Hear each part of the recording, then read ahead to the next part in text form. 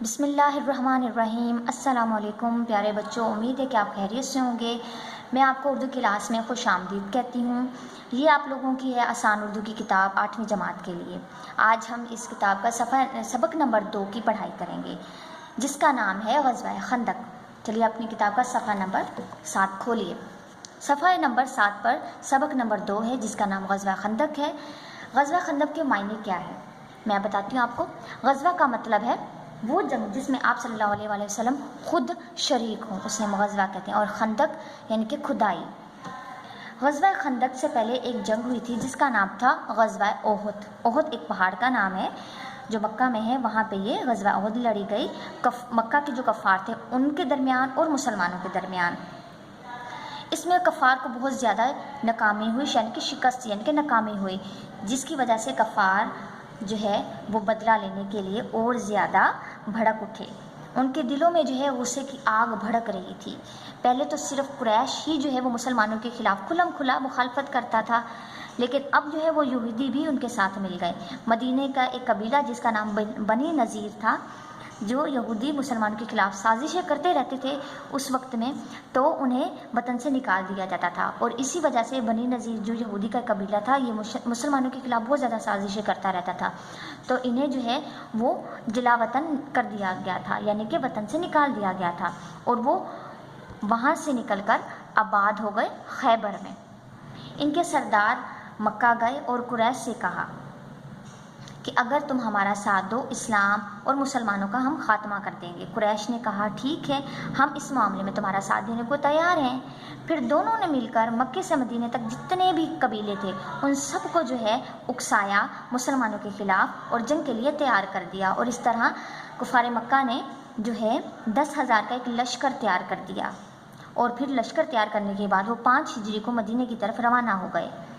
جب ان سب کی سازشوں کا آپ صلی اللہ علیہ وسلم کو پتہ چلا اور خبر ملی، تو آپ صلی اللہ علیہ وسلم نے مسلمانوں کو، جتنے بھی وہاں کے مسلمان تھے، سب کو جمع کیا اور مشورہ کیا کہ اب ہمیں کیا کرنا چاہیے۔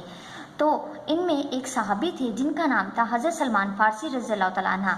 انہوں نے یہ مشورہ دیا کہ ہمیں مدینے میں ایک خندق کھودنی چاہیے، اور انہوں نے یہ کہا کہ مدینے کی جو تینوں طرف ہیں وہاں پہ ایک جو ہے باغات ہیں اور مکانات ہیں، صرف ایک جو ہے وہ کھلا میدان ہے ایک طرف، وہاں ہمیں خندق کھودنے کا کام کرنا چاہیے جہاں سے دشمن جو ہے وہ شہر میں داخل نہیں ہو سکتے، اس لیے اس سمت میں خندق کھود لینی چاہیے۔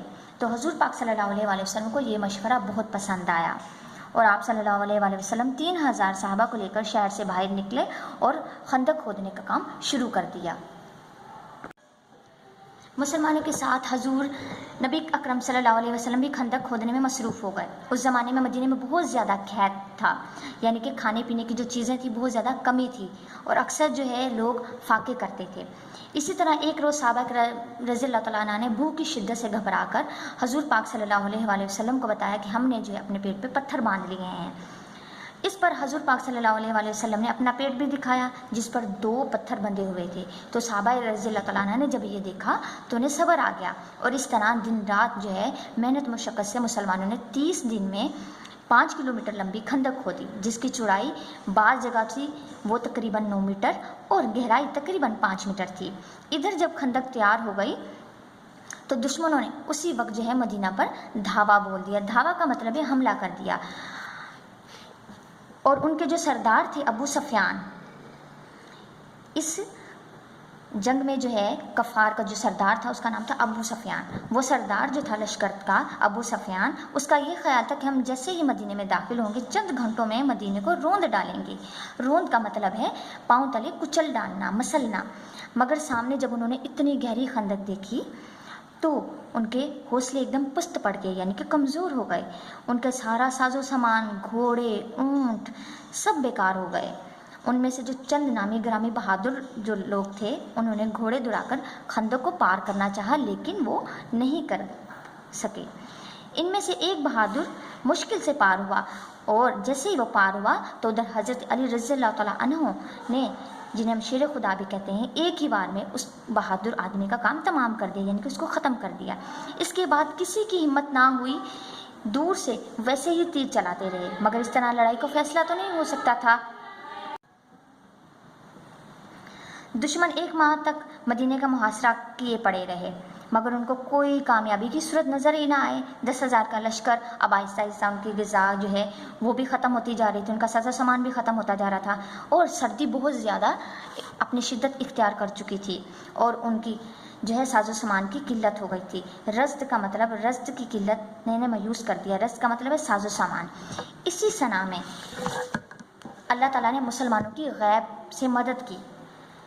غیب کی مدد یعنی کہ ایک رات اچانک جو ہے بہت زیادہ تیز آندھی چلی اور دشمن کے خیمے اکھڑ گئے، یعنی کہ نکل گئے، اور ان کے گھوڑے، اونٹ وغیرہ جو تھے ساری رسیاں تڑا کر بھاگ گئے، اور اس کے بعد انہیں اپنی شکست کا یقین ہو گیا کہ اب ہم کسی طرح بھی یہ جنگ کو جیت نہیں سکتے، یقیناً اب ہماری ہار ہی ہے۔ تو ان کے پاس نہ ساز و سامان بچا، نہ گھوڑے بچے، نہ اونٹ بچے، اور سردی اوپر سے بہت زیادہ تھی، تو ان کے پاس جو کچھ سامان بچا تھا انہوں نے وہ سب کچھ سامان سمیٹا، اٹھا کر واپس اپنے وطن چلے گئے۔ تو پیارے بچوں، آپ نے دیکھا کہ غزوہ خندق میں کس طرح آپ صلی اللہ علیہ وآلہ وسلم اور مسلمانوں جن کی تعداد اتنی کم تھی، صرف اور صرف اپنی ہمت اور اپنی سمجھداری کی وجہ سے انہوں نے کیسے دشمنوں سے مقابلہ کیا، اور انہیں اللہ تعالیٰ نے کامیابی عطا کی، اور اللہ تعالیٰ نے بھی مدد عطا کی۔ اب ہم پڑھتے ہیں غزوہ خندق۔ غزوہ خندق جو ہے، غزوہ احزاب بھی اس کو کہتے ہیں۔ عربی میں جو ہے حزب کے معنی ہے پارٹی یا لشکر۔ حزب جو ہے وہ احزاب کی جمع ہے۔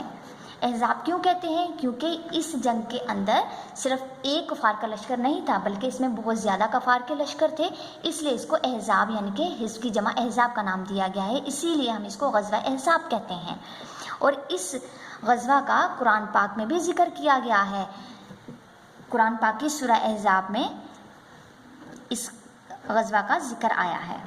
پیارے بچوں، آپ لوگوں کا گھر کا کام یہ ہے کہ آپ لوگ غزوہ خندق کے بارے میں اپنے الفاظ میں بیان کریں گے اور ہمیں ویڈیو سینڈ کریں گے، اور آپ لوگ صفحہ نمبر 9 پر مشق نمبر جیم اور دال مکمل کر کے ہمیں سینڈ کریں گے۔ جیم جو ہے اس میں آپ لوگ جملے دیے گئے ہیں، اس کو اچھے سے پڑھیے، سمجھیے اور ان کو صحیح اور غلط کا نشان لگائیے۔ اور دال جو ہے مشق، اس میں الفاظ دیے گئے ہیں، ان الفاظ کی مدد سے آپ لوگوں نے خالی جگہ کو مکمل کرنا ہے۔ ملتے ہیں اپنے اگلے لیکچر میں، تب تک کے لیے اللہ حافظ۔